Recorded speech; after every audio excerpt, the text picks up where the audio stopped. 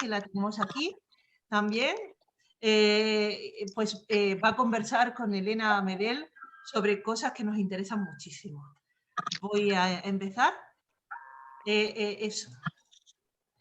Bueno, el Día Internacional de la Mujer, originalmente denominado Día Internacional de la Mujer Trabajadora, conmemora la lucha de la mujer por su participación dentro de la sociedad y en su desarrollo íntegro como persona. Se conmemora el 8 de marzo, desde que fue institucionalizado por las Naciones Unidas en 1975. Nosotras, las mujeres universitarias de Marbella, celebramos este día examinándonos, poniendo en valor nuestro trabajo realizado en nuestra municipalidad. Perdóname, gracias. Sí, ¿alguien puede silenciar el audio de Blanca, por favor? Gracias. Nosotras, las mujeres universitarias de Marbella, celebramos este día poniendo en valor nuestro trabajo realizado en nuestra municipalidad desde hace 11 años ya. Durante este tiempo hemos crecido en número y en actividades. Hemos definido nuestros objetivos y hemos aprendido a reinventarnos y hacer de las circunstancias unas aliadas. Hoy es el Día Internacional de la Mujer. Somos conscientes de que hemos hecho nuestro trabajo según el mandato de la ONU para este año 2021, que se tituló Mujeres líderes por un futuro igualitario en el mundo de la COVID-19. Y también sabemos que tenemos una trayectoria de trabajo y compromiso que nos hacen miembros activos y necesarios de nuestra sociedad. Tras la gran labor de las socias pioneras que nos pusieron donde estamos ahora y todas las que hemos ido sucediendo en los cargos y en la asociación, estamos contribuyendo a que el siglo XXI sea el siglo de la igualdad de la mujer, como anticipa el secretario general de Naciones Unidas, Antonio Guterres. Creemos que la formación, la reivindicación de oportunidades, la visibilización de problemas endémicos, el cultivo continuo, el diálogo productivo y la sororidad como solidaridad intermujeres es el camino para que la mujer tenga el lugar que le pertenece por justicia en esta sociedad y para que nuestro mundo se beneficie de todos los talentos independientemente de su sexo. Sabemos que queda aún mucho trabajo por hacer, pero también que es mucho el camino ya andado, por lo que seguiremos con nuestra forma de crear impacto en la sociedad. Nuestro programa de becas para chicas jóvenes está en plena efervescencia promotora en estos meses finales del curso académico. También tenemos con gran salud nuestros seminarios, cineforum, conferencias, tertulias y demás actividades. Ellas nos permiten seguir formándonos, desarrollar nuestra conciencia crítica y dotar económicamente las becas con las que hacemos más accesible la universidad a esas chicas.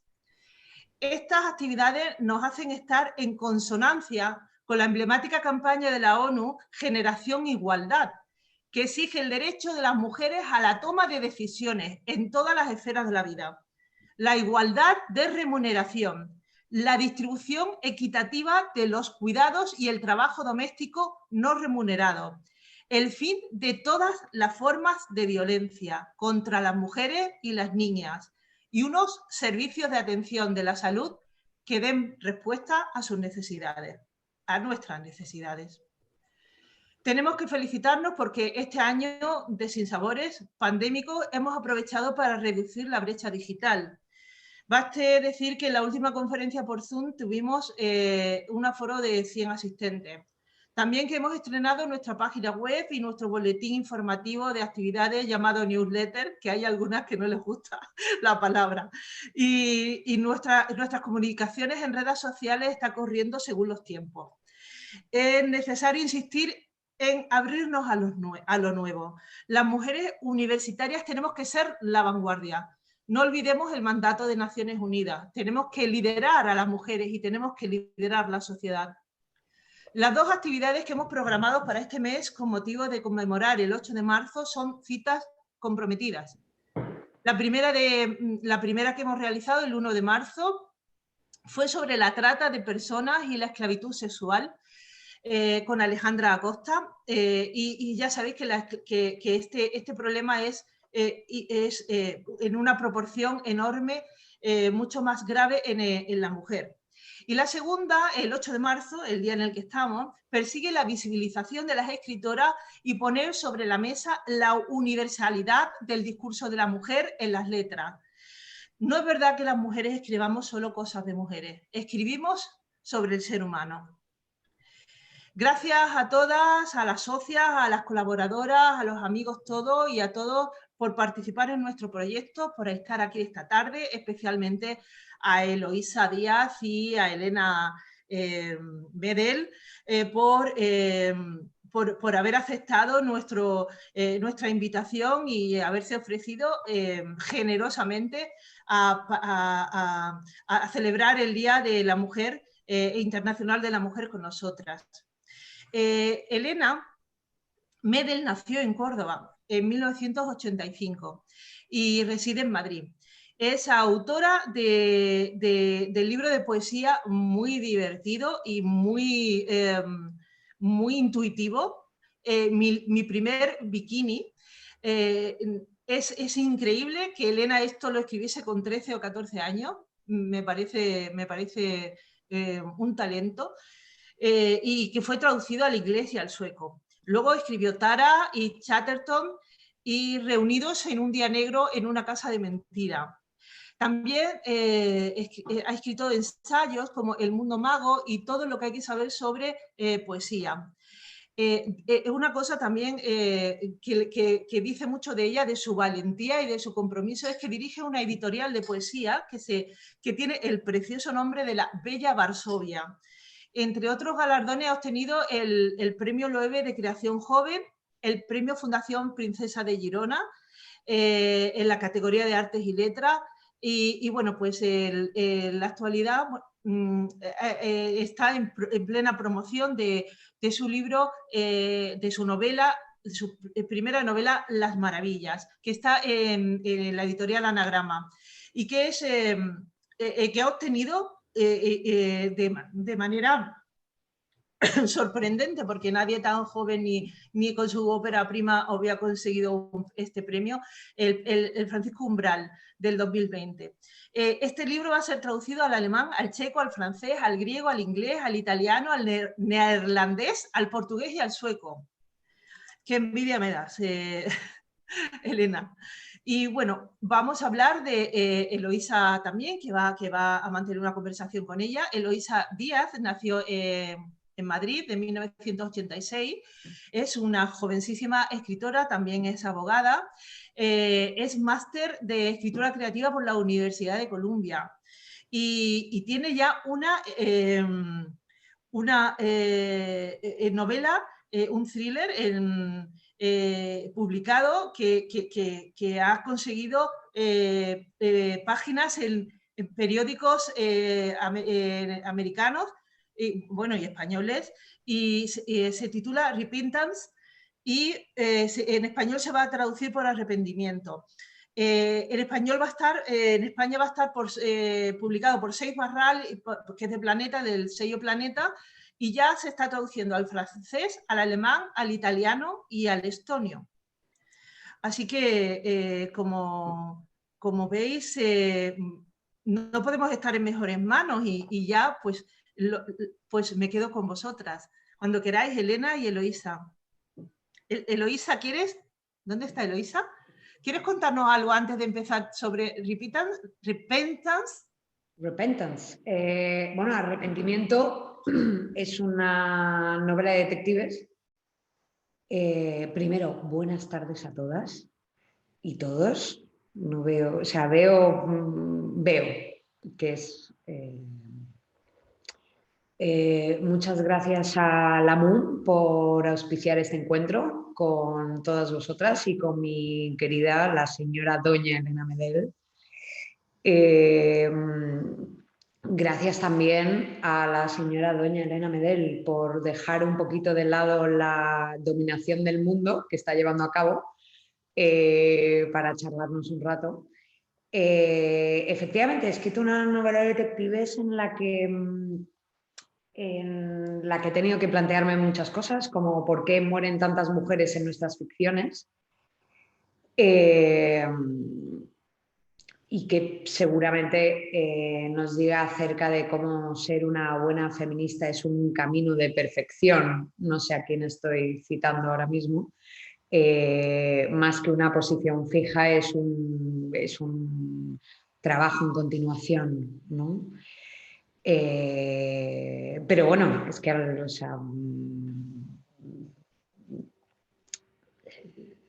voy a dejar de hablar de mí ipso facto para que tome la palabra la señora Medel. Buenas tardes, Elena. Hola, ¿qué tal? ¿Qué tal?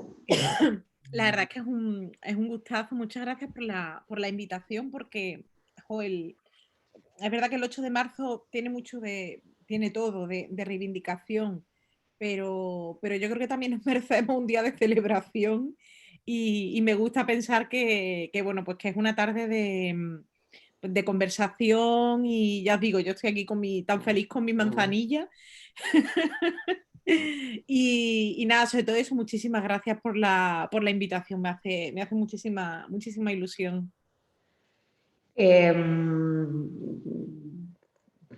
Gracias por... Voy a empezar, quería empezar un poquito como hace mi profesor de yoga, de empezar fuerte y luego que todo el resto te resulte un poquito suavito en comparación.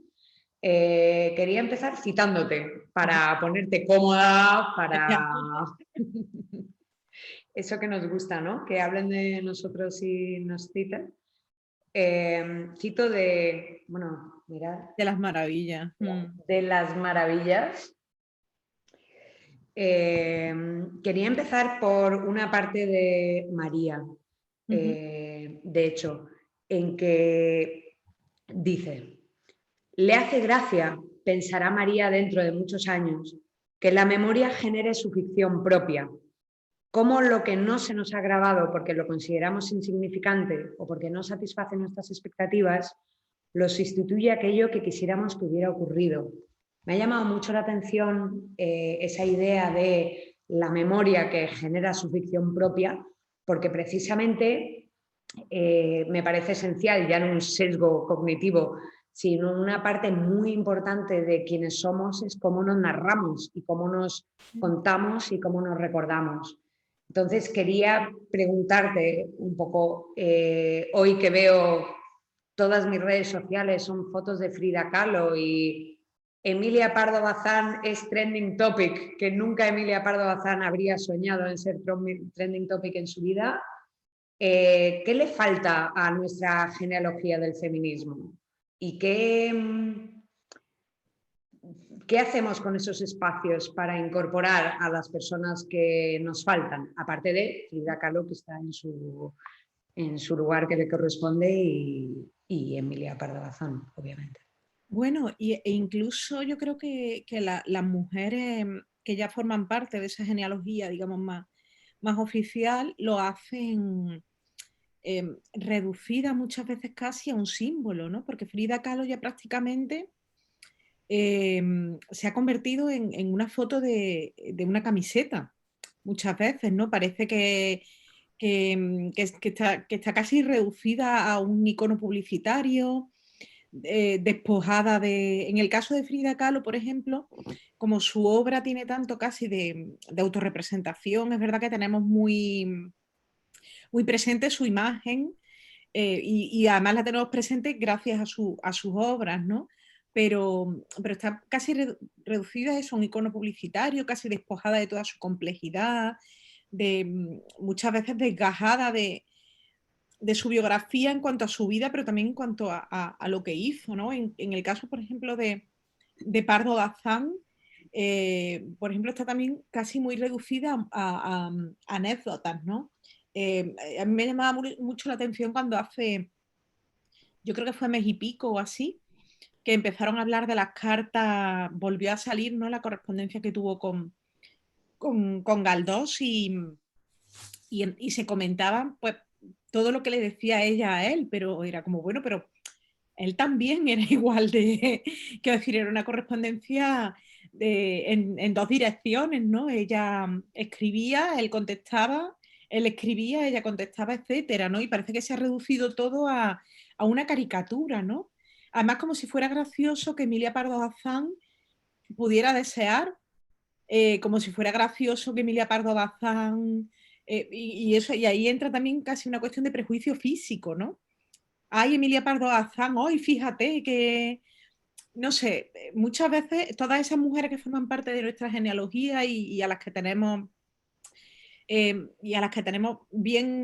identificadas, si os fijáis, las terminamos, o se terminan reduciendo, las terminan reduciendo, pues eso, a casi una anécdota. Me llamaba mucho la atención, me estoy yendo un poco por los cerros de Úbeda, pero, pero por ejemplo, pensaba el otro día a propósito de Emily Dickinson, ¿no? Por tomar una escritora que yo creo que todas la conocemos y además que la tenemos bien identificada. Pues Emily Dickinson al final se reduce muchas veces en muchos de los relatos que se hacen sobre ella a una señora rara que decidió encerrarse en su casa y nadie sabe muy bien por qué. Claro, si la entiendes en su contexto, si lees libros sobre la época, etcétera, veías que la hija soltera de una familia de la Nueva Inglaterra del siglo XIX, tan conservadora como era la familia Dickinson, lo habitual era que se encerrara en casa a cuidar de los padres, que era el caso de Dickinson, ¿no? Es decir, no hizo nada que no hicieran muchas otras mujeres de su clase y en el tiempo en el que ella vivió y en el lugar en el que ella vivió, ¿no? Entonces, claro, al final se la reduce a anécdota por algo que, entendido en su contexto, era bastante habitual. Entonces, y además muchas veces se la reduce a anécdota y se convierte en ese cliché como de la tipa rara que escribe, etcétera, casi para quitarle un poco de, casi para quitarle valor a lo que hizo, ¿no? Como esta tía tan rara que escribía poemas.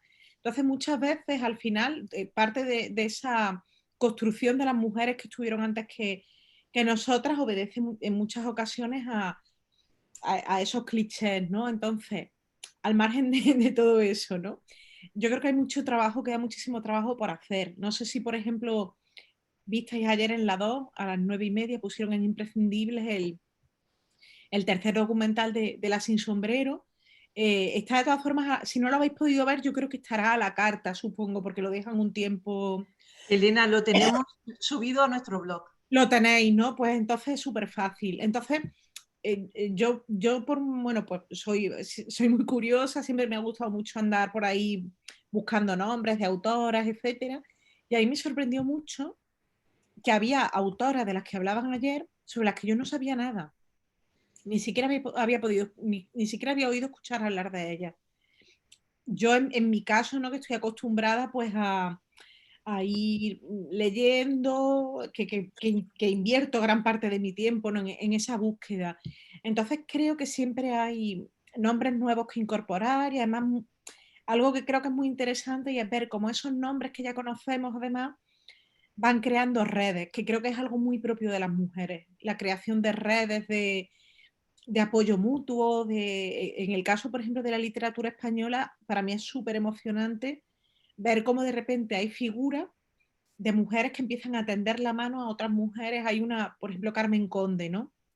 Que es la primera mujer que entra en la Real Academia Española, después de que hubiera un montón de mujeres que lo intentaron y a las que trataron fatal, ¿no? Hay una anécdota de Pardo Bazán lo intenta 3 veces y a la tercera, bueno, pues la vuelven a rechazar y Juan Valera, bueno, pues la invita un poco a ir a la academia, le enseña es una anécdota bueno, dicen que, yo no sé si es apócrifa, pero la verdad es que conociendo un poco el percal no extraña nada, ¿no? Entonces, bueno, básicamente le hace de guía. Entonces, cuando llegan al espacio en el que están los asientos de los académicos, le dice Juan Valera a Emilia Pardo Bazán: no te admitimos porque tu culo no cabe aquí. Eso es tremendo, quiero decir. Además, claro, después si buscáis una foto de Juan Valera, tampoco es que Juan Valera fuera una sílfide, pero es muy curioso, ¿no? Como está todo ese prejuicio machista. Además, la mujer no solo tiene que... o sea, la mujer tiene que ceñirse a unos cánones, etcétera. Entonces, bueno, volviendo, por ejemplo, a Carmen Conde, ¿no? Que la mencionaba, es muy emocionante ver cómo Carmen Conde, en paralelo a su propia trayectoria como escritora, ¿no? Que ella es poeta, novelista, escribe literatura infantil, teatro, desarrolla una labor súper interesante, prácticamente de animación a la escritura de las mujeres. Se puede rastrear, ¿no? En toda la correspondencia de Carmen Conde, como ella va ayudando a otras escritoras a publicar sus poemas en revistas, como ella dirige revistas y selecciona antologías solo de mujeres para que pues se empiece a visibilizar la labor de las demás. Y eso se puede ir rastrear en el caso de Carmen Conde, pero por ejemplo, hay muchas veces, ¿no? Se pueden ir tejiendo todas esos casi acompañamientos, ¿no? Pues claro, yo hablo de la literatura, que es lo que más conozco, pero si te asomas a la pintura, también encuentras a pintoras que han ido tomando, ¿no? De la mano a otras mujeres y han dicho, oye, lo que tú haces merece la pena, etcétera. Entonces yo creo que queda mucho por hacer, quedan muchos nombres por descubrir, quedan además nombres fuera de todos los centros, ¿no? Por así decirlo, ¿no? Quedan... Pues, Sí, en la periferia, por claro, hacer el símil urbano, ¿no? claro, sí, sí, sí. Entonces, por ejemplo, muchas veces la generación del 27, y aquí incluyo a hombres y a mujeres, la generación del 27 que conocemos pasa por Madrid, pero no es que pase por Madrid, es que pasa por unos pocos metros cuadrados, quiero decir.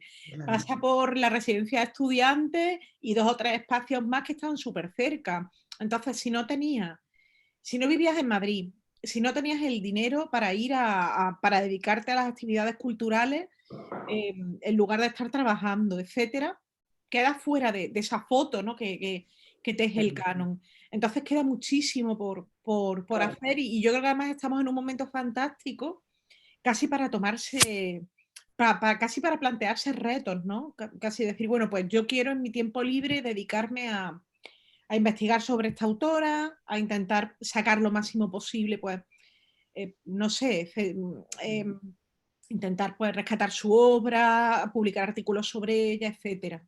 Claro. Además, yo creo que, y no, bueno, sí sé a quién cito cuando hablo del quien se mueve no sale en la foto, porque también sale ese momento en tu novela, que al final, no sé quién era lo de que cuando alguien descubre el mundo y tú no estás en él, como que se produce una especie de disociación. Bueno, no me acuerdo cómo se describe, creo que disociación todavía no existe, pero de que cuando tú te ves en el mundo y el mundo no te refleja a ti, es un poco como el verse en el espejo y que el espejo no te devuelva un reflejo, ¿no? Entonces, Claro. claro, Sí, hay algo que es fundamental, que son los modelos. O sea, claro. ser consciente de que hay alguien que antes que tú ha hecho lo que tú quieres, o Claro. algo parecido, ¿no? Entonces, ¿tú te acuerdas de quién fue la primera persona para ti que fue como, ah, wow, me acabo de ver en el espejo? Pues mira, yo en mi caso, por ejemplo, no tiene que ver a lo mejor con la literatura, quiero decir. En mi casa, mi familia no es lectora, mis padres no son lectores, no pudieron estudiar porque tuvieron que empezar a trabajar muy jóvenes, pero ellos tuvieron siempre muy claro que la cultura era una manera de progresar en la vida en todos los sentidos, no solo, por supuesto, económico y laboral, ¿no? Sino que la cultura, pues, a mi hermana y a mí, yo tengo una hermana pequeña, nos permitiría ser personas mejor preparadas en general, no solo para pedir un trabajo, sino también para la vida, ¿no? Entonces, siempre en mi caso potenciaron mucho mi amor por la lectura, y en el caso de mi hermana por los idiomas, que ella tiró por los idiomas, y siempre intentaron mucho pues que nosotros tuviéramos ambientes propicios para el estudio, para la lectura, etcétera. Ya os digo que era gente que venía de otros campos y de experiencias totalmente distintas, pero valoraron siempre mucho eso. Entonces, para mí, mis referentes no tenían que ver con la cultura en el sentido de que yo no me sentía, quiero decir, mi experiencia no la veía, no tenía escritores cerca, no, pero sí que es cierto que con el tiempo eso lo he valorado mucho. A mí me enseñó a leer mi abuela, que era una mujer, bueno, pues que ella nació en el año 21, además este año es el centenario de mi abuela, y ella tuvo, bueno, pues con esa, ya imaginaos la experiencia de vida que tuvo, ¿no? Pues, la juventud atravesada por la guerra, etcétera. Y en el caso de mi abuela, ya os digo que fue ella quien me enseñó a leer, y ella también valoraba mucho la cultura, pero porque para ella tenía una cuestión autobiográfica también. Ahora os hablo de ese modelo, que es mi bisabuela Pilar. Mi bisabuela Pilar tuvo la suerte de que, pese a que era una trabajadora, le enseñaron a leer. Le enseñaron a leer. Entonces ella era una mujer que trabajaba, bueno, pues trabajaba atendiendo casas, limpiando, etcétera, cocinando, bla, bla, bla, pero sabía leer y sabía escribir, porque le enseñaron. Entonces ella siempre valoró mucho eso. Enseñó a leer y a escribir a su hijo, pues mi abuela, mi tía abuela, mis tíos abuelos murieron muy, muy jóvenes. Y yo tengo esa sensación de que esa concepción de la escritura y de la lectura como una parte fundamental de la vida, en cierto modo, a mí me viene por la genética, ¿no? Me viene de mi bisabuela Pilar, y me viene también de mi abuela Pepita, ¿no? Que era su hija. Y en el caso de mi bisabuela Pilar, además, ella era la persona, digamos, encargada de leer las cartas que enviaban a los vecinos, por ejemplo, porque era la única persona en un ámbito bastante considerable que sabía leer, y de contestarla. Entonces, me gustaría pensar que yo siempre digo que no hay antecedentes, digamos, de escritoras en mi familia, pero bueno, a mí me gustaría pensar que a lo mejor mi bisabuela Pilar, cuando escribía esas cartas de respuesta, en algunos casos, bueno, pues ponía un poco de ficción para hacer las cosas más interesantes, ¿no? Entonces, Absolutamente, ese, ¿cómo era el tuya que lo es? O tuyo que lo sí, es, sí, sí, ¿no? ella tenía, ya os digo, entonces, por así decirlo, son como los modelos que yo tenía cerca, ¿no? Porque no conocía, quiero decir, yo empecé a conocer a gente que escribía, por ejemplo, cuando yo estaba prácticamente ya publicando. No Claro. tenía gente cerca.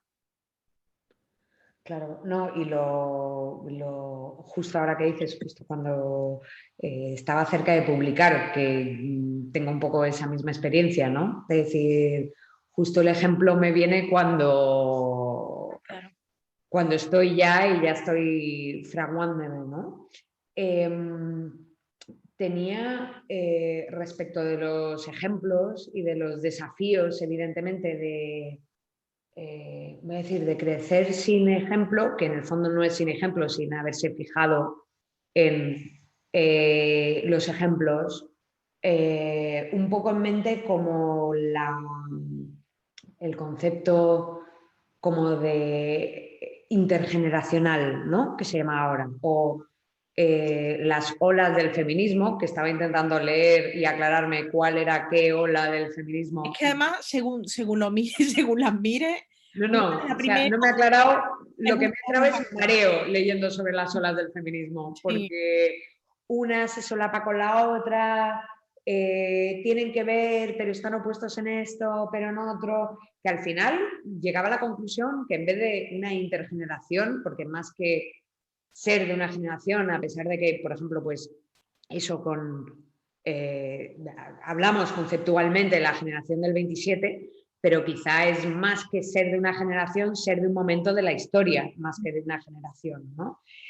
Pero me parecía más que, o sea, que las dos columnas, digamos, del feminismo estaban más entre una que aboga por el pragmatismo, por la autosuficiencia, por el yo voy a vivir en un sistema y me voy a afianzar en ese sistema y aprenderme el truco. O sea, voy a darle como la vuelta al opresor, digamos, voy a ser más listo que el opresor en el sentido del sistema, sobre todo.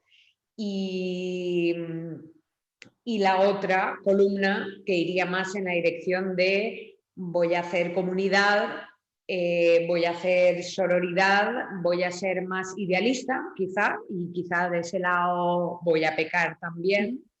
Y lo que voy a hacer es derrotar ese sistema, ¿no? Entonces, ¿piensas que, y no es una pregunta capciosa, ¿crees que es posible una igualdad pura, digamos, sin el desmontar muchas cosas otras a la par que el feminismo? ¿O que el feminismo consiste en saber nadar mejor, peor, a crawl, en un universo que claramente no está hecho para la mujer? A ver, es que para mí el feminismo, por una parte, no solo habla para mí el feminismo habla de la igualdad, pero no solo de la igualdad entre géneros, habla de la igualdad entre clases, entre razas. Yo creo que si eres feminista... Bueno, hemos tardado, perdóname que te interrumpa, un total de 18 minutos en sacar la palabra interseccionalidad. Bueno, pero es que, quiero decir, yo creo que si eres feminista, quieres lo mejor para todas. O sea, para mí, a lo mejor es muy cursi, es muy básico, pero yo como feminista quiero que esto a lo mejor ya os digo que es muy, igual es muy, muy cursi, pero para mí la lucha del feminismo es el bienestar máximo posible para todo el mundo, ¿no? Entonces, si yo consigo ciertos logros dentro de mi batalla, ¿no? Aunque no me gusta ese léxico bélico, pero dentro de mi lucha también está que las demás estén bien, ¿no? Entonces, si yo pues tengo esos ciertos privilegios, he conseguido ciertas cosas, dentro de mi conciencia, ¿no? Del feminismo, está también entender la mano a otras mujeres que en ese momento no están tan bien como pueda estar yo, ¿no? Que para mí el feminismo es abierto, es una de las ventajas, ¿no? Que tiene, es que es abierto y es anchísimo, en el sentido de que incluso yo muchas veces no hablo de feminismo en singular, sino en plural, porque creo que hay muchos feminismos posibles. De hecho, por ejemplo, tú hablabas de las olas y es muy curioso porque, claro, esas olas conciben que todos los puntos de partida del feminismo moderno se generan, sobre todo en Estados Unidos, y en todo caso, a lo mejor, si acaso también en Reino Unido, ¿no? Pero digamos que ubican el centro del feminismo en una cultura determinada. Cuando en realidad, por ejemplo, o sea, yo pienso en un texto como La ciudad de las mujeres, de Cristina de Pizán, que es un texto medieval. Claro, no lo podemos considerar feminista por la época en la que se escribe, pero claro, es un texto que habla ya de la igualdad, del poder para las mujeres, de la capacidad de las mujeres para dirigir el mundo, para centrar las decisiones. Quiero decir, vamos un poco a ver cómo ese feminismo puede entenderse en muchos espacios distintos, ¿no? Hace varios años hablaba con una escritora, ella era africana, no recuerdo de qué país. No, creo que era, porque siempre me confundo, yo creo que era de Nigeria, pero no recuerdo exactamente. Ella llevaba muchísimo tiempo en Reino Unido dando clase. Entonces me contaba que todos los conceptos que barajamos nosotras como mujeres blancas occidentales, para ella no servían. Entonces ella me decía, por ejemplo, tú como escritora me hablas de una tradición y esa tradición está integrada por gente que escribe y publica libros. En mi caso, como mujer africana, no me puedes reducir, digamos, a mi continente porque África es inmensa y yo no tengo nada que ver con una mujer que haya nacido en un país más al norte o en un país más al sur, pero, por ejemplo, yo no tengo tradición escrita, mi tradición literaria es oral. Yo no tengo, ella, por ejemplo, me decía que estaba empezando a publicar un poco por casi influencia de todos esos años que llevaba en Reino Unido, pero que en realidad su tradición, digamos, lo que dictaría era que ella dijese sus cuentos y sus novelas de viva voz, ¿no?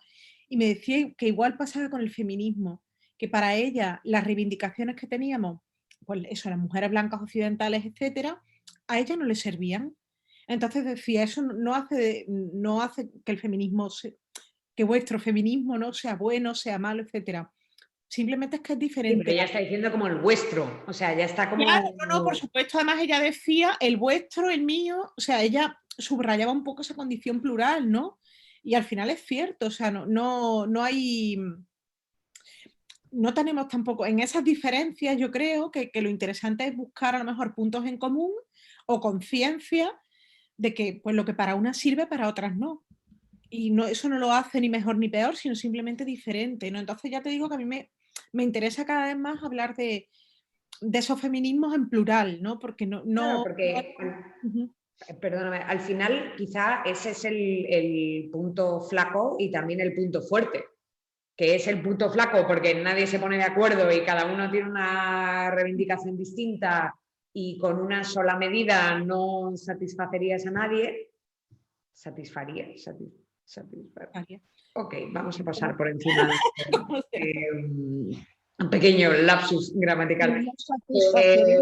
No serviría para todo el mundo, obviamente, y cada uno o cada una, evidentemente, pues que las luchas divergen y por tanto, pues siempre, incluso ahora lo estamos viendo, que en cuanto que una agenda feminista se integra en un gobierno, al haber un montón de intereses distintos en un gobierno, ya solo por eso crea un poco de caos dentro de un mismo gobierno que se supone que medio están de acuerdo y ni siquiera están tan de acuerdo como lo podríamos pensar, ¿no?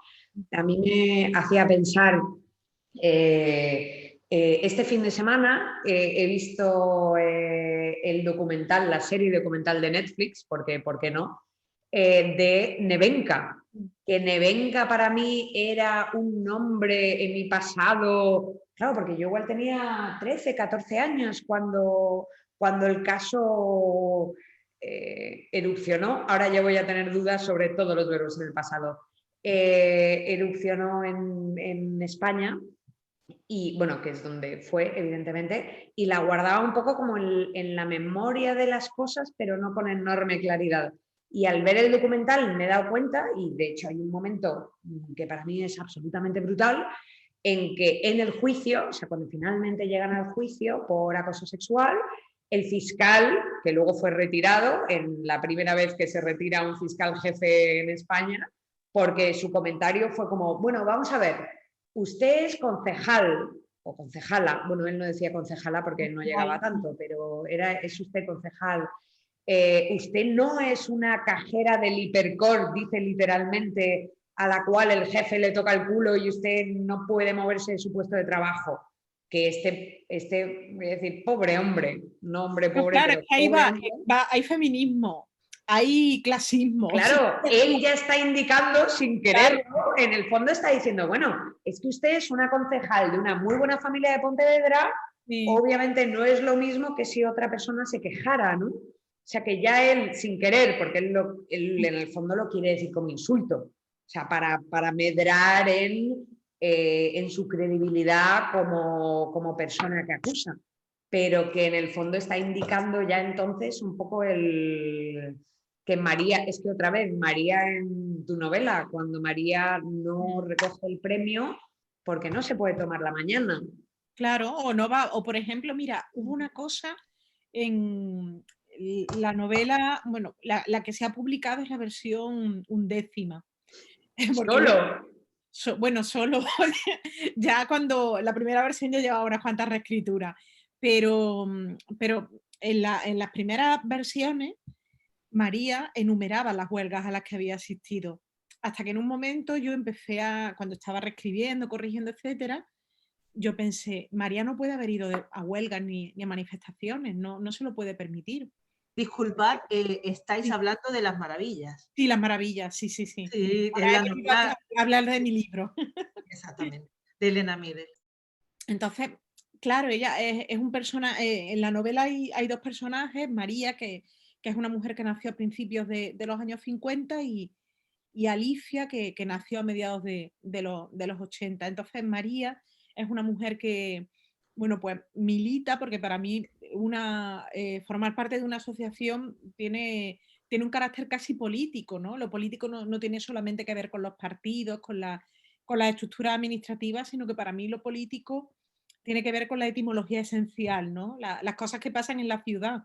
Y que creo que es el significado para mí más puro y verdadero de de la política, ¿no? Entonces María milita en una asociación de mujeres, una mujer además que ha llegado al feminismo de una forma muy, muy orgánica, muy, muy natural, ¿no? En el sentido de que no tiene lecturas, tiene muchas reflexiones sobre el feminismo, pero sobre todo a ella le interesa hacer cosas y cree que las cosas se cambian haciéndolas de otra forma, ¿no? Y este personaje, bueno, pues hay un momento en que se está preparando para la gran huelga y para la gran manifestación que hubo el 8 de marzo de 2018, que parece mentira que hayan pasado ya 3 años. Y ella empieza, bueno, pues hablando con chicas más jóvenes que están en la asociación, empieza pues eso, a enumerar las huelgas a las que no, y las manifestaciones a las que no ha podido ir porque ella trabajaba como limpiadora. Entonces no, bueno, pues no, no era posible decirle al jefe, mira, hoy me voy no voy a venir a trabajar porque hay huelga y decido que no, ¿no? Entonces, claro, bueno, pues si ella hubiera dicho eso, lo más probable es que al día siguiente no hubiera tenido que ir a trabajar tampoco porque hubiera estado despedida. Entonces es cierto que bueno, pues hay situaciones en las que esa capacidad de decisión se limita mucho en ese sentido, ¿no? Bueno, pues yo pienso, por ejemplo, cuando falleció Carmen Martín Gaite, Belén Gopegui escribió un artículo en el que decía Carmen Martín Gaite se distinguía por las cosas a las que dijo que no. Claro, y eso también te hace pensar en, bueno, es que también pudo decir que no a, a muchas cosas, ¿no? Porque bueno, pues porque tenía una estructura detrás que le permitía esas negativas, por así decirlo. Entonces en la novela pues hay un personaje que es el que está más politizado, el que tiene una ideología más clara, pues que no se puede permitir decir que no. En el caso del documental, que yo creo que es bastante recomendable, porque yo, por ejemplo, yo tenía el recuerdo, creo que cuando fue el juicio, yo tenía como 16, 17 años, y yo recordaba las imágenes de la manifestación, que es alucinante cuando después de la condena hay una manifestación como de 300 mujeres feministas allí en Ponferrada, además mujeres llegadas de todos puntos como de la zona, ¿no? Iban de Valladolid, de Burgos, etcétera, porque no había mujeres suficientes en Ponferrada dispuestas a manifestarse y enfrente 3.000 personas gritando enloquecidas para apoyar al alcalde que ha sido condenado por acoso. Y ¿Podéis recordar el caso en qué consistía? sí, bueno, básicamente fue una concejala de Ponferrada muy joven, ella era del PP, era concejala de Hacienda, yo creo que tenía como 24 años. Sí, 24 25 yo creo. Jovencísima. Y además una tipa súper inteligente, muy bien preparada y muy guapa. Además, que yo creo que además que ella, incluso hay un momento, si lo habéis visto, que es muy llamativo, al principio del documental, cuando la Ana Gaiteiro, creo que se llama, que es la periodista de Diario de León, con la que cuentan en el documental, está un montón de rato dando vueltas para evitar decir que es guapa. Efectivamente, porque siempre hay como ese momento, de hecho, ella cita el momento en que llega a conocer al rey, bueno, ahora emérito, y resulta que el rey le dice, ¡ah, qué guapa! Y ella contesta, e inteligente, su majestad. Claro, que para ella ha sido, yo creo que un poco en cierto modo la perdición. Claro, porque siempre como que no. Pero el caso fue que fue acosada durante mucho tiempo. Sí, fue acosada por el alcalde. Además, bueno, en el documental se narran un par de escenas, por ejemplo, en concreto, de auténtico terror. Y aparece además contada por ella de las grabaciones del juicio, etcétera. Entonces, ella después de no solo del acoso continuado, del acoso sexual continuado por parte del alcalde, no solo además de eso, sino después de como toda la presión a la que le someten para que dimita, bueno, pues empiezan a dejar correr bulos sobre ella, que está en una clínica de desintoxicación, que tiene problemas mentales, etcétera. Pues ya hay un momento en el que pues decide denunciar en el año 2001, ¿no? Que además es, bueno, pues era una época en la que el feminismo precisamente no estaba, yo creo que todavía en la sociedad española era como pues bueno, algo marginal, ¿no? Y marginal además en el peor de los sentidos. Entonces, además, justamente se hace famosa por eso, porque es como el primer caso del que se habla de acoso sexual y que prospera, de hecho, la denuncia y llega a juicio y acaban condenando al alcalde, aunque luego estaba leyendo que al alcalde como que lo volvieron a elegir. el Realmente. alcalde lo echó, el PP creo que no llegó a estar, o sea, él dimitió, no sé si dejó de militar en el partido o dejó de militar porque él intentó volver a presentarse y en el PP le dijeron que no, que después, o sea, que estaba condenado por acoso y que no podía volver a presentarse. Entonces montó su propio partido, que además era un partido con sus iniciales, era como IAP, que era independiente. Como el Gil. Era un poco así, sí, un poco ahí cercano, y consiguió suficientes concejales, o sea, consiguió tantos concejales que logró romper la mayoría absoluta del PP y ser definitivo para que el PSOE lograra llegar a la alcaldía. Que de hecho, además, el PSOE, digamos, nacional desautorizó al PSOE de Ponferrada porque le dijeron, oye, no podéis pactar con este tipo que está condenado por acoso, ¿no? O sea, que la gente al final tuvo muy poca memoria, no solo la gente que lo votó, sino también la gente que estaba en el ayuntamiento y que decidió pactar con él.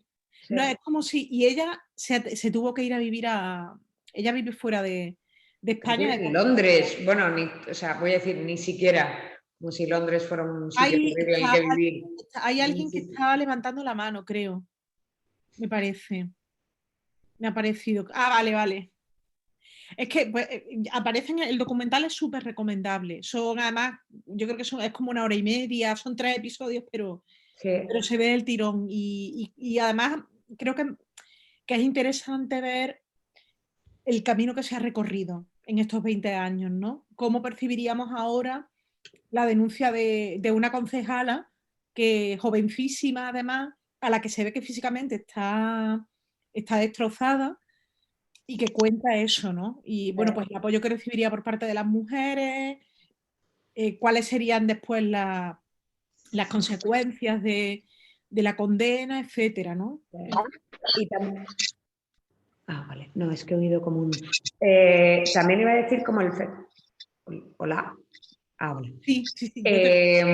También iba a decir, no por llamarlo fenómeno Nevenka, porque ella ya es su propio fenómeno, pero me parece que con ella ocurre una cosa que me parece, o sea, voy a decir irónica, más que graciosa, que es que cuando se lucha como contra el error de bulto, voy a decir, como contra la gran injusticia, a uno se le ocurre todas las virtudes, ¿no? Uh-huh. O sea, si uno piensa en las fuentes para blancos y para negros, es como valentía, templanza, todas las mesuras, justicia, todas las virtudes que a uno se le pudieran ocurrir. Y sin embargo, cuando uno va como a lo más pequeño, es decir, cuando uno lucha contra algo tan socialmente aceptado que precisamente por eso merece el epíteto de micro, una microagresión, un micromachismo, por ejemplo, como es tan pervasivo, pero es tan invisible, pues una queda un poco como una Doña Quijote, voy a decir un poco, si contra los molinos. Si porque me lo entonces permitís, entramos en el... Hola. No, perdón, Eloisa, que a eso que hablabas de los micromachismos, hace un momento, por ejemplo, hablando antes contigo del tema de que siempre en los thrillers, tanto en películas como en las novelas, la primera víctima o una de las primeras siempre es una mujer. Y yo te pregunté, Eloisa, ¿en tu libro también? Y me dice, sí. Lamentablemente nosotras también tenemos esas estructuras mentales, aunque nos estemos intentando librar de ellas, ¿no? 100%, y yo creo que yo soy culpable de que en mi novela de detectives hay una mujer muerta en el primer capítulo, no es ningún spoiler. O en el segundo, ya no recuerdo, pero bueno, sí, o sea, hay una mujer muerta. Y en cuanto que obviamente una está en aprendizaje, yo reconozco de los propios tics Y cuando me di cuenta que era todavía en un proceso de edición, me llamó tanto la atención, precisamente la atención que la gente prestaba a esta mujer de ficción, que quise dejarlo. Porque la gente me decía, no, es que hay una mujer que muere en tu novela. Y yo pensaba, es que en la Argentina, donde tiene lugar mi novela, muere una mujer cada 22 horas, creo que es ahora, no me acuerdo ahora mismo el cronómetro, cómo lo llevamos, pero como, sí, es como básicamente cada día muere una mujer en violencia. Violencia directa, violencia indirecta, quiero decir, ahora porque se acaba de aprobar, por ejemplo, la ley del aborto, pero por abortos ilegales, por consecuencia de violencia, por violencia hasta el punto en que se producen otras violencias. Entonces, a mí siempre, desde ese punto, como que quise mantenerlo un poco, ¿no? Porque pensaba, jo, la gente está escandalizada de la mujer de mi novela, pero podemos prestar un poquito atención a esto que está ocurriendo, que realmente está ocurriendo. ¿A ti también te ha ocurrido, Elena? Es que yo lo que iba a decir es que al final no se trata de que tengas un chip y por eso la primera víctima de la novela, es que es la realidad. Claro. Quiero decir, es que hay como una disyuntiva, ¿no? Si cuando estamos escribiendo, en nuestro caso, ficción, además con una voluntad más o menos realista, tenemos que falsear la realidad para que responda a las expectativas del mundo en el que creemos, ¿no? Es decir, es que al final vivimos en un mundo machista, en una sociedad patriarcal en la que además el estereotipo casi siempre en la ficción es el de la mujer indefensa, etcétera, y el hombre poderoso que decide qué hacer con la vida, ¿no?, de esta mujer, si salvarla, si condenarla, etcétera. Entonces, claro, ¿qué sentido tiene falsear la realidad y falsear, pues, cifras como las que has dicho tú? Hoy ha habido otra mujer muerta por víctima de la violencia de género, ¿no?, en el día 8 de marzo. Entonces, claro, o sea, ¿en qué momento vamos a...? Eso que ha hecho Eloísa, por ejemplo, eso que cuentas tú, por ejemplo, me da pie a pensar que realmente al final lo que ha hecho Eloísa es tener una voz universal, que la mujer, como Eloísa, no cuenta, no habla, no escribe literatura de mujeres, sino que es literatura universal. Y eso creo que en alguna ocasión te he escuchado te he escuchado a ti hablar de ese tema, Elena.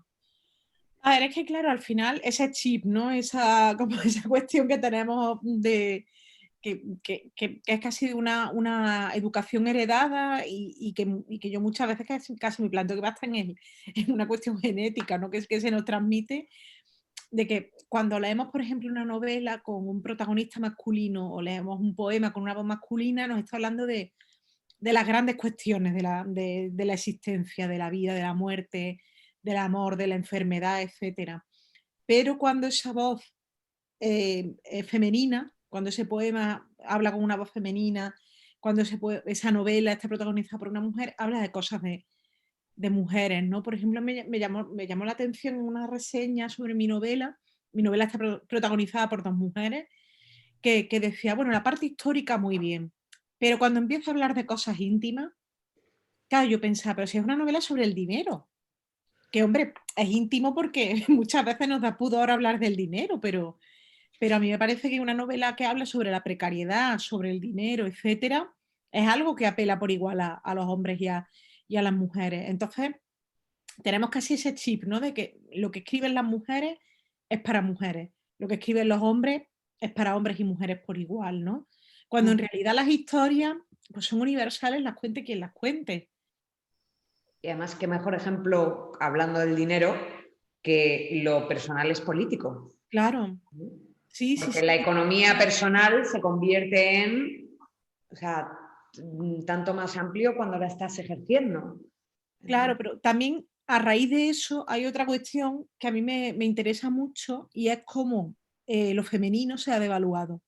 Quiero decir, el adjetivo femenino está devaluado y tiene una connotación peyorativa o la definición de mujeres. O sea, yo, por ejemplo, cuando escucho muchas veces a escritoras que dicen, no, yo escribo literatura seca. no literatura de mujeres. Oye, pues yo estoy encantada de que me lean las mujeres, porque leen mucho más, leen con más atención. Quiero decir, en los clubes de lectura las mujeres son mayoría apabullante. Em, casi todos los sectores que tienen que ver con la vida del libro son también mayoría. Muchas veces tenemos casi ese concepto, ¿no? de que lo femenino es peyorativo, es de menor calidad. Cuando se habla de literatura de mujeres casi siempre se asocia a lo mejor a libros comerciales, comerciales en el peor de los sentidos, ¿no? Como libros hechos, bueno, pues casi con una plantilla para ver, con un esquema, ¿no? Para ver qué es lo que le gusta al público y vender mucho, etcétera. Cuando para mí, es que ya os digo, es un adjetivo que no me molesta. Es más, hay críticas literarias, Beatriz Didier, por ejemplo, que es una historiadora de la literatura francesa que ha estudiado sobre todo las formas autobiográficas, ella ha estudiado sobre memorias, diarios, etcétera, y ella sostiene que existe una literatura femenina. Que Bueno, la me viene pueden... a la mente Hélène Cixous, ¿no? Claro, sí. Que igual es la gran incomprendida porque empieza a hablar de escritura femenina y podría darnos de golpes hoy con sus propios libros. Es decir, no es lo que yo estaba diciendo cuando yo hablaba de escritura femenina. No era mirando hacia adentro, sino mirando hacia afuera. Al contrario, mujeres, escribid sobre lo vuestro, entre comillas, para que lo lea todo el mundo, no a la inversa. Claro, esta Didier, por ejemplo, ella sostiene que la literatura femenina la pueden escribir por igual los hombres y las mujeres, y ella la asocia a la literatura, ya os digo, de la memoria, ¿no? A los diarios, porque cree que han sido los géneros en los que las mujeres se han podido expresar con mayor libertad.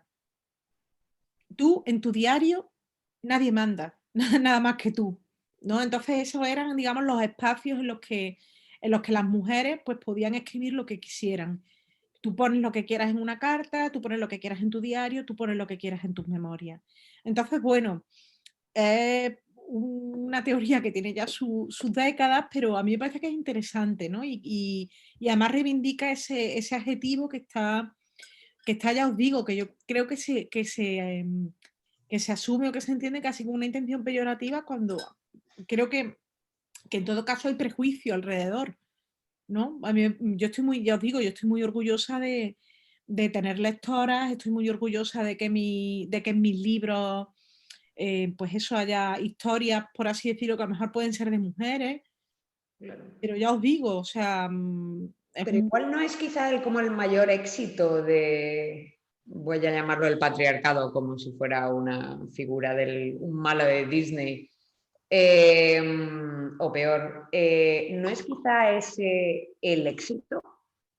Claro, es la Es decir, reducción como el de vamos a convertir país. en que femenino sea negativo. Ujú. Vamos a convertir en que cuando alguien hable de una cuota, las mujeres se opongan.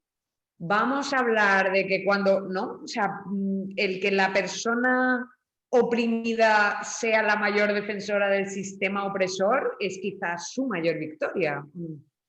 Claro, por ejemplo, mira, el término poeta en castellano incluye por igual a hombres y a mujeres. Además una palabra que no tiene marca de género, por así decirlo, ¿no? No es poeto, por ejemplo, que sí que sé que tendría una marca clara. Entonces, cuando en el siglo XIX empiezan a publicar, se incorporan a la publicación, no en masa, pero sí se incorporan muchísimas autoras, empiezan a surgir un montón de autoras que están escribiendo poemas, que publican en antologías, en revistas, que empiezan a tener sus propios libros. Existe la necesidad de clasificarlas, porque no saben, digamos que no saben cómo reaccionar ante ellas. No tanto clasificarlas como mandarlas a un gueto, es decir, como nosotros somos los poetas, que somos los que escribimos buenos poemas, y ellas están ahí escribiendo. Y entonces surge el término poetisa, que surge con una intención ya peyorativa, es decir, nosotros somos los poetas, ellas son las poetisas, que están escribiendo ahí sus versitos. Y en paralelo surge también el término poetizo, que hay registros del siglo XIX, etcétera, que utilizan para ridiculizar a los poetas que escriben mal. Es decir, poetisa es un término, digamos, que condena al gueto a las mujeres que escriben poesía en el 19, ¿no? Que utilizan para apartarlas de la norma, por así decirlo. Y al mismo tiempo surge poetiso para ridiculizar a los malos escritores, porque claro, las poetisas escriben mal, igual que los poetisos que escriben Claro. mal. Pero Y bueno, eso igual es el equivalente de llamar a una asignatura que no te importa una María, ¿no? claro. Eh, Y además, fijaos que poetizo, por ejemplo, lo utiliza Unamuno en los años 20. Quiero decir que para mí que es como un ejemplo, ¿no? De alguien como Cabal, etcétera, pero para que veáis lo normalizado que estaba, ya ni siquiera poetisa, sino poetizo como insulto, ¿no?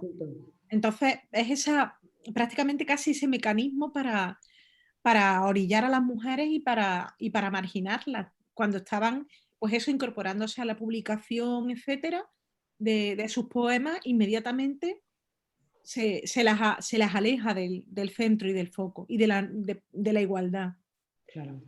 Bueno, Elena, yo me quedé muy sorprendida cuando conocí que tenías una editorial, que además tenías la valentía y la osadía de publicar poesía.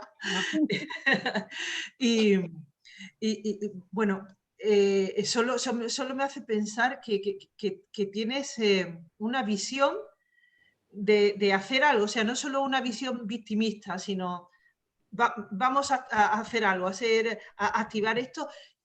¿Cómo cree que nos vemos en los próximos años? ¿Siguiendo lamentándonos o Yo es que creo que hay que hacer cosas y creo que hay que liderar? ¿No? hay muchas mujeres que están haciendo cosas. Yo creo que sí, que hay un montón de proyectos en todos los ámbitos de mujeres además que están no solo con sus proyectos individuales, sino también trabajando en conjunto y dando visibilidad al trabajo de otras mujeres, ¿no? Entonces yo creo que sí y además yo creo que, a ver, que es sano también quejarse, que os Sí, fijo cuando estás ya un poquito harta de las cosas, también es bueno verbalizarlo, aunque solo sea por sacarlo de tu cuerpo. Terapéutico, sí. Claro, casi un spa verbal, ¿no? Pero a mí me parece que la clave es casi hacer cosas, ¿no?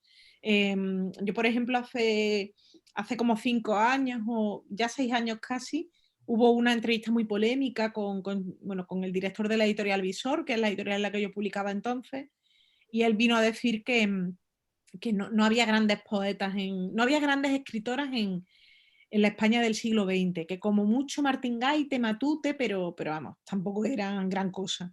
Y te citó, de hecho, ¿no? Pero claro, me citó como unidad de medida. Dijo que por cada Elena Medel había cinco tíos iguales. Claro, sí, y era mi editor, ¿eh? Era mi editor. Pero bueno, entonces ya os digo, me utilizó como... Y a él además, él estaba convencido de que era un halago, ¿eh? O sea, voy a decir que igual es una buena medida, como que hacen Bueno, 5 poetas para hombres. él era un halago, para mí no lo fue tanto. Elena Medel, Y además básicamente. fue muy duro porque fueron semanas muy complicadas porque él desapareció del mapa y es muy curioso además cómo funciona todo porque de toda la gente a la que mencionaba en la entrevista, que mencionaba a más hombres, a más mujeres, etcétera, a mí me empezaron a llover tortas por todas partes. Ya os digo que es súper difícil. Entonces, claro, había un montón de gente quejándose, y yo dije, bueno, es que a lo mejor más que quejarse y pues lo que hay que hacer es visibilizar a todas las mujeres que se han merecido la pena y también preguntarse por qué no ha habido a lo mejor una mujer que pudiera tener las mismas circunstancias de escritura, pues que tuvieron a lo mejor Lorca o Cernuda o Gil de Viedma. Bueno, porque es que Lorca le escribía Claro, a Papá García, sí, sí, sí. ¿no? Y le decía en sus cartas, le decía, quiero ser poeta, básicamente, mándame dinero a la residencia, que yo estoy aquí sin hacer nada, ¿no?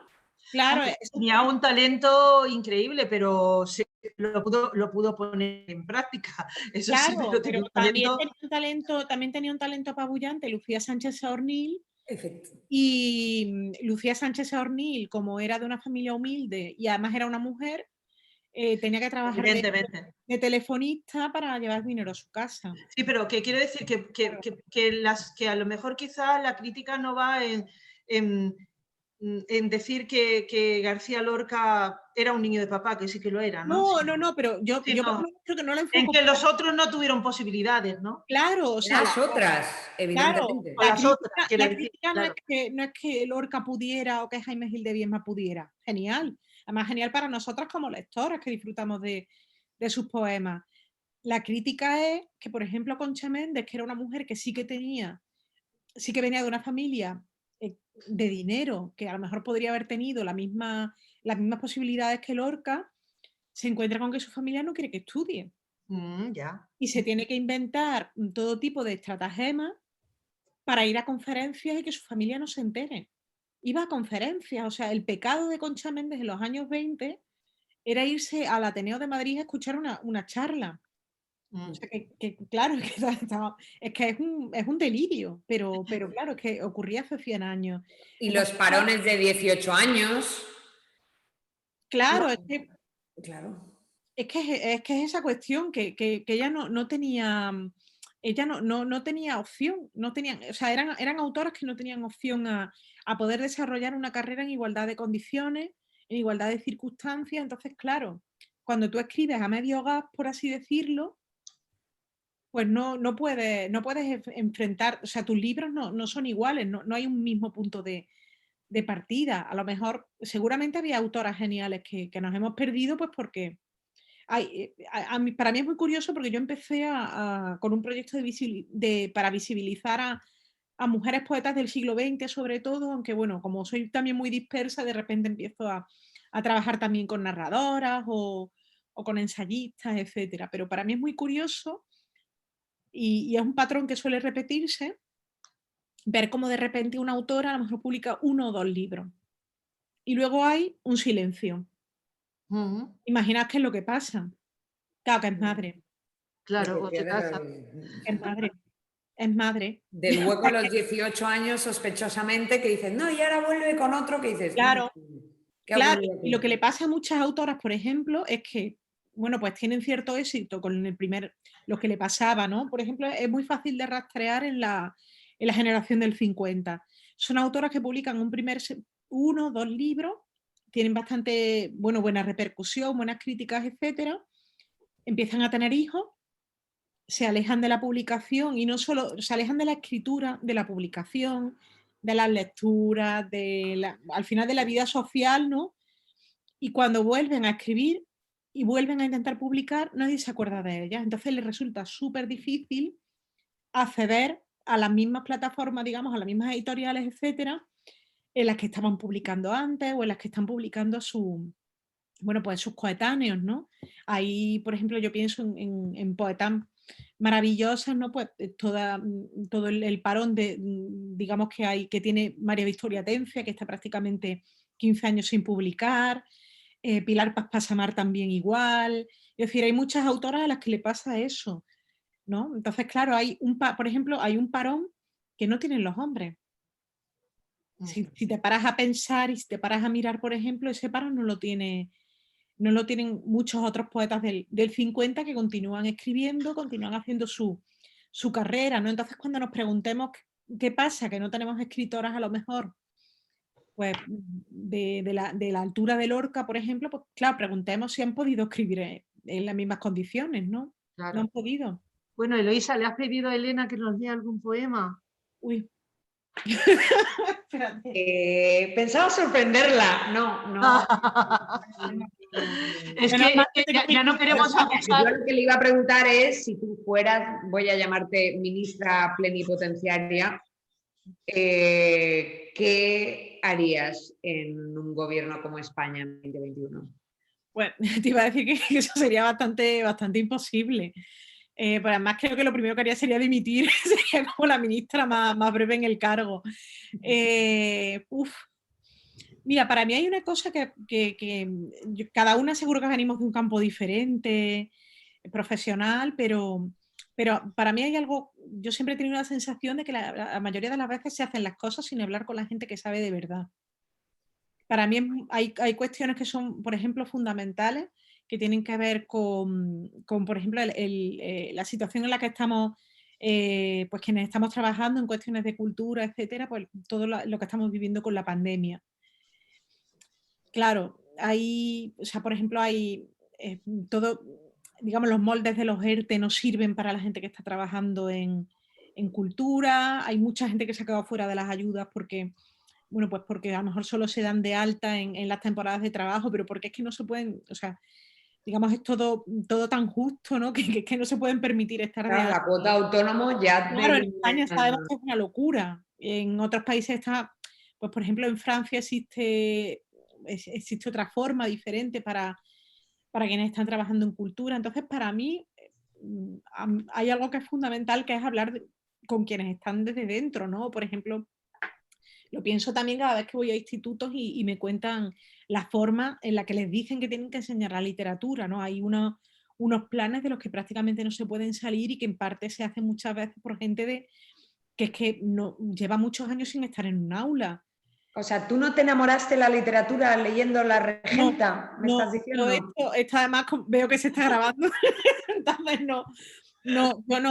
yo no, la verdad es que salvo dos profesoras que tuve en primaria, una que tuve en primaria y una que tuve en secundaria, que además era en el cole, porque yo hice hasta segundo de eso en el colegio, salvo esas dos mujeres, que además yo ya venía con el amor por la literatura de casa, o sea que lo que hicieron fue como apuntalarlo, más bien que arraigara, ¿no? Yo, por desgracia, mi experiencia en el instituto fue que yo habría salido probablemente odiando los libros. No tuve, y para mí es una, igual que tuve, por ejemplo, una profesora de inglés maravillosa. Recuerdo que en segundo de bachillerato tuve un profesor de historia por el que prácticamente estuve a punto de cambiar la opción de la selectividad y estuve a punto de la opción de matrícula. Y estuve a punto de estudiar historia porque me hizo, bueno, ver la asignatura de otra forma. Por desgracia, no, me temo que no. Me pusieron, recuerdo, para mí una de las experiencias peores con los libros fue tener que leer en tercero de eso Lazarillo de Tormes en una edición de Castalia. Después quiero decir que es un libro, claro, divertidísimo si llegas con un bagaje. O si lo lees a lo mejor en una edición para adolescentes. Pero fue de verdad una experiencia que yo decía, la vida no puede ser así la vida. Claro. Entonces, claro, me parece que hay, bueno, pues que hay cuestiones muy básicas, ¿no? Y es, sobre todo en general, creo que casi todas las cosas de la vida se arreglan hablando. Entonces, hablando y escuchando. Entonces, claro, para mí es algo fundamental que exista esa voluntad de oír a quienes están, por ejemplo, en un instituto dando clases y que puedan decir, oye, pues esta es mi experiencia, o dar más libertad para armar ciertas formas, ¿no?, de acercar la literatura, o, por ejemplo, bueno, pues cuestiones como la que estábamos hablando, ¿no? Porque la cultura no solo es alimento para el alma, sino que también es un motor económico. Claro. Y más además en un país en el que hay, que yo creo que disciplina en la que te fijas, o sea, hay primeros nombres a nivel internacional. Entonces, claro, es muy injusto que estemos instalados en esa precariedad, porque básicamente no se habla, ¿no? Hace muchos años, por ejemplo, se planteó una ley de mecenazgo, que creo que era súper interesante, y que eso se quedó en nada, claro, no salió adelante. Seguramente sea por ahí, o quiero pensar, dentro de vivir dentro de un capitalismo monstruoso, la idea de que como es rentable ser feminista, finalmente, y todos los estudios demuestran que una mayor integración, una reincorporación, una conciliación de la mujer en el puesto de trabajo, como ser feminista renta, y como sale a cuenta, pues eso va a también ser una parte de te robo, apuntalar el feminismo firmemente en la empresa, pero también en la empresa de las artes, ¿no? O sea, en todas las empresas, de Mira, decir, bueno, como te toca el bolsillo, vas a empezar a prestar atención, ¿no? Mira, yo creo que a esta altura todos los subterfugios posibles son buenos.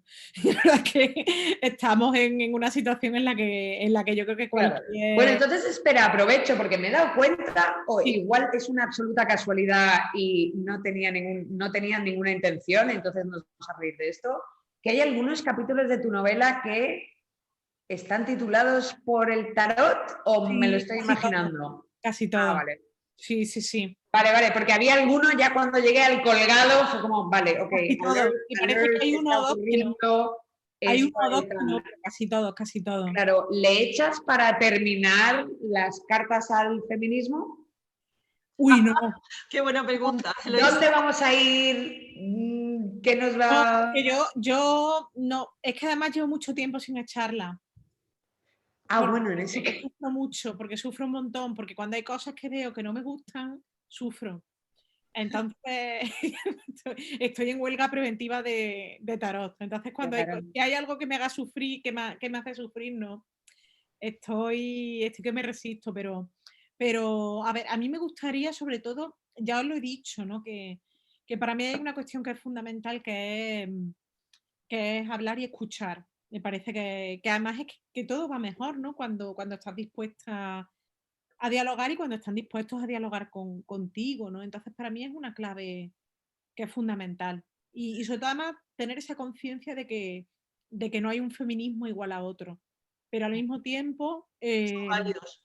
Son válidos todos. claro, es que es eso, todos los feminismos posibles, si se parte de esa conciencia de la igualdad y de esa voluntad, yo creo también incluso de la empatía muchas veces, Claro. que para mí es una clave.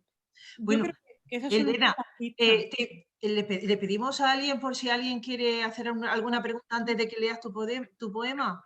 Vale. Ujú. ¿Alguien quiere hacer alguna pregunta? Tenemos a Eloisa Sánchez Damillategui. Ábrete el vídeo, el audio, por favor. A ver. No, ahora. Ahora, Sí. Elena, encantada. Hola. Hola, mira, acabas de decir, todos los feminismos son válidos. No puedo estar más de acuerdo. Pero, ¿qué recomendación nos daría para que todos estos hombres y mujeres, o mujeres y hombres, tanto monta, tanto, que sufren como una especie de rechazo y alergia hacia la palabra feminismo, la integraran? Porque casualmente todas esas personas, cuando les razonas y le lees, lo tengo aquí, la definición del diccionario de la Real Academia sobre lo que es el feminismo, todos están de acuerdo que la igualdad es necesaria. Sin embargo, en los últimos tiempos tiene una connotación como tan peyorativa que hay un sector grande de la sociedad que dice, no, oye, yo feminista no. Los razonas una a una y todos son feministas. Pero, ¿qué fórmula imaginativa nos darías tú para que se incluyeran todas en el feminismo, en los distintos tipos de feminismo? Mira, para mí hay una cuestión, es que para mí la clave es la igualdad. Para mí la clave es la igualdad, es que quiero decir, además, porque es que eso que comentaba antes, ¿no? Que el feminismo tiene que ver con la igualdad de género, por supuesto, de clases, de raza, con una voluntad de que haya un mayor bienestar en general en el mundo, que me parece que es algo utópico, pero me cuesta pensar que haya alguien a quien no le apetezca que al de enfrente o a la de enfrente le vaya tan bien como a él o como a ella. Yo creo que muchas veces en esas reacciones a la contra hay casi cierta sensación o yo tengo, por lo menos lo concibo así muchas veces, casi de miedo a perder el poder, miedo a perder el estatus, miedo a perder, bueno, pues esos privilegios, ¿no? que están ahí. Yo lo veo muchas veces e incluso muchas veces cuando veo también en alguna ocasión algunas mujeres con un discurso antifeminista fuerte, ¿no? Me da mucha tristeza porque veo que hay casi como una voluntad de situarse cerca ¿no? de ese poder, etcétera. Que el poder además es un concepto súper, no sé si masculino, pero desde luego súper patriarcal.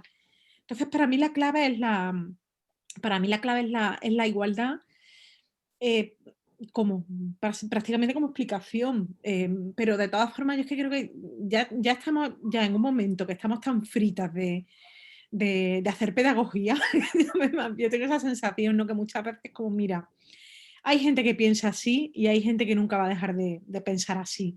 Entonces, bueno, ya está. Se caerán del caballo o bueno, o que se vayan lejos trotando. O los tirarán del caballo, ¿sabes? Los tiraremos del caballo.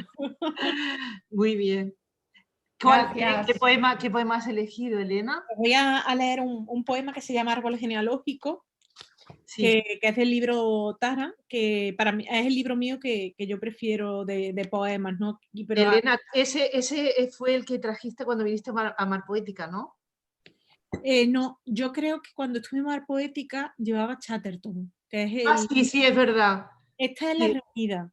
Es que como aquí están todos, pues es el que llevo siempre. Ah, qué bien. Lo mismo te puedo leer uno del primer libro que uno del segundo, Vale. etc. Pero igual era este el que llevaba porque Sí, ya os sí, digo que es más llevadero, pero sí. están todos. Entonces, bueno, está el poema se titula Árbol Genealógico, entonces yo casi que os invito a que vayáis imaginando las imágenes, ¿no? Valga la redundancia. Es un poema que está lleno como de escenas y no sé, y me gustaría pensar que a lo mejor se puede, por supuesto, leer, se puede escuchar, pero sobre todo quisiera pensar que se puede ver.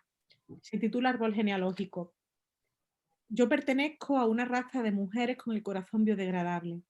Cuando una de nosotras muere, exhiben su cadáver en los parques públicos, los niños se acercan para curiosear en su garganta de hojalata, se celebran festines con moscas y gusanos. Me cae mal porque me hizo sonreír a mí, que soy tan triste.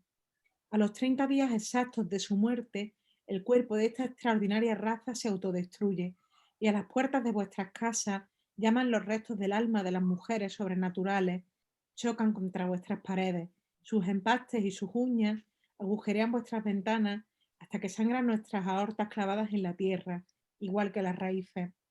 Al morir nos abren el estómago, examinan con los dedos su interior, rebuscan entre las vísceras el mapa del tesoro, sacan sus dedos negros de todos los poemas que se nos han quedado dentro con los años. Un espectáculo. Pertenezco a una raza desarrollada más allá de los púlpitos. Soy una de ellas porque mi corazón mancha al tomarlo entre las manos, porque coincide en tamaño con el hueco de un nicho, fresco y dulce como el de un animal. Chupad mi corazón para que al morir sepan que hemos estado juntos. Soy una de ellas porque mi corazón será abono, porque mi sangre, que es la suya, sube y baja por mi cadáver como por escaleras mecánicas, porque el fundamento de mi carácter al descomponerse se incorpora a una especie salvaje que ladra y que hiere y que te lleva a su terreno, que ignora las afrentas, que jamás se extinguirá. Este es el poema. Qué maravilla, Elena. Gracias. Muchas gracias a ti, muchas gracias a Eloísa. Gracias, Eloísa, por todo el trabajo que te has tomado, por ponernos en contacto con Elena Medel. Y muchas gracias, Elena. Si nos permite ser una de las nuestras, estaríamos encantadas. Sí, sí, además yo estoy muy vinculada a Marbella, o sea que aunque no lo sepáis, ahí hay una conexión. Ah, pues fantástico, nos encantaría cuando podamos reunirnos. Yo creo que iré más pronto que tarde. O bueno, igual más tarde que pronto, pero bueno, iré. Pues nada, y gracias a todo el mundo, espero que os haya gustado conocer a Elena y a Eloísa y celebrar este Día Internacional de la Mujer de esta manera, de otra, que nos ha parecido más productiva. Así que muchas gracias a todas y a Pues todos. muchas gracias. Gracias a Adiós. todos. Adiós, Elena.